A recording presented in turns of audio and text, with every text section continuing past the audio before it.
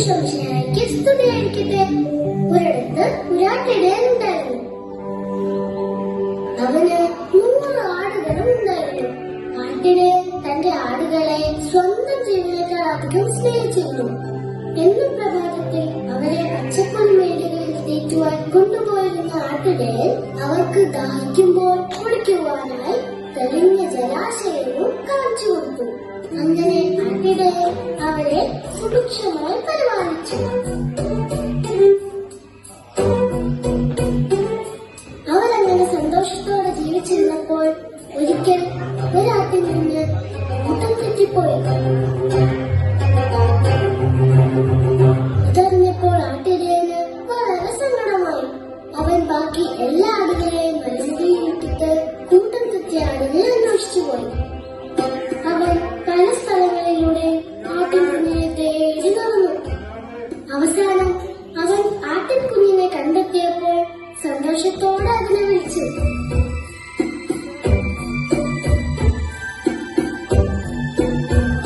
ഒടുവിൽ അതിനെ കണ്ടുകിട്ടിയപ്പോൾ ആ ആട്ടിൻകുഞ്ഞിനെ തോളിലെടുത്ത് വളരെയധികം സന്തോഷിച്ചു.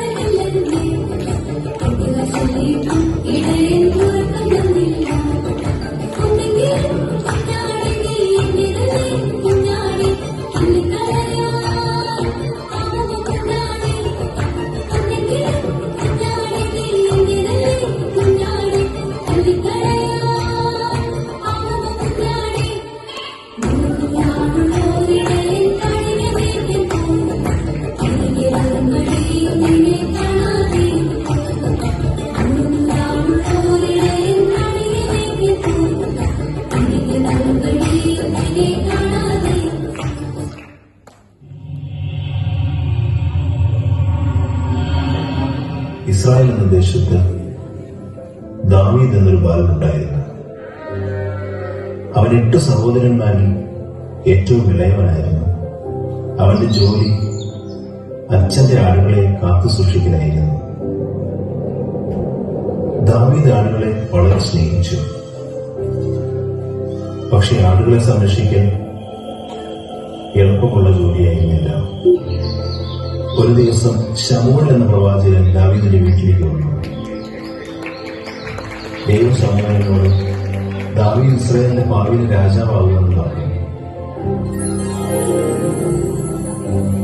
അതിനാൽ ശമൂവേൽ ദാവീദിനെ ഇസ്രായേലിന്റെ രാജാവായി അഭിഷേകം ചെയ്തു. അതേസമയം ഇസ്രായേലിയർക്കും ഫെലിസ്ത്യർക്കും തമ്മിൽ യുദ്ധമുണ്ടായി. ഫെലിസ്ത്യർക്ക് ഗോലിയാത്ത് എന്ന ഭീമൻ സൈനികൻ ഉണ്ടായിരുന്നു. അവൻ അതിഭയങ്കരനും ശക്തനുമായിരുന്നു.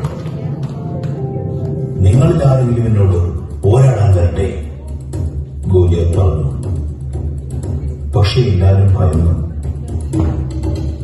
ഒരു ദിവസം ദാവീദ് സൈന്യത്തിലേക്ക് ഭക്ഷണം എത്തിക്കാനായി പോയി. ഗോലിയാത്തിനെ കണ്ടപ്പോൾ അവൻ പറഞ്ഞു, ഞാൻ പോരാടും. ദൈവം എന്നെ സംരക്ഷിക്കും. ഗോലിയാത്ത് മുന്നോട്ട് വന്നപ്പോൾ അവനൊരു കവിടയിൽ 5 ചെറിയ കല്ലുകളും എടുത്തു. ഗോലിയാത്ത് മുന്നോട്ട് വന്നപ്പോൾ ദാവീദ് ഒരു കല്ലെറിഞ്ഞു.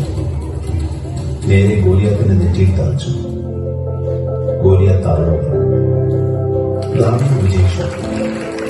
അവനൊരു ഭാവിയായിരുന്നു, പക്ഷേ വിശ്വാസവും കൊണ്ട് മഹാൻ